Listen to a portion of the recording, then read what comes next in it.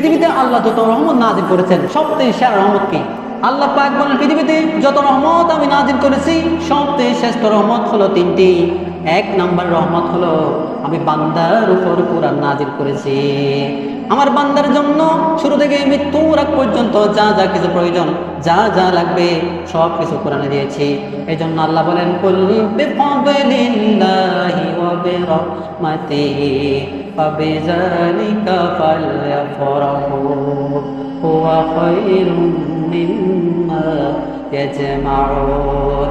সূরা ইউনূস 11 নম্বর পারা 14 নম্বর পৃষ্ঠার 7 নম্বর লাইনের 6 নম্বর রুকু 58 নম্বর আয়াত, কোরআনে কারীমের 10 নম্বর সূরা। রব্বুল আলামিন বলেন, হে নবী আপনি দুনিয়ার মানুষকে এই কথা জানিয়ে দিন, तमाम পৃথিবীর মানুষের জন্য আমি আল্লাহ পাকের যে দয়া, যে করুণা, যে রহমত তোমরা দেখতে পাও, সবচেয়ে বড় দয়ার প্রমাণ হলো আমি কোরআন নাজিল করেছি। পৃথিবীর মানুষরা যা নিয়ে আনন্দ আছে ওইগুলো স্থায়ী নয়, ওইগুলো সব অস্থায়ী। ফাবিযালিকা ফালইফরাহু, সুতরাং কোরআন যারা পেয়েছে তারা যেন আনন্দ করে। সব কিছু নিয়ে আনন্দ করা যাবে না, কোরআন নিয়ে আনন্দ করবে। কেন করবে?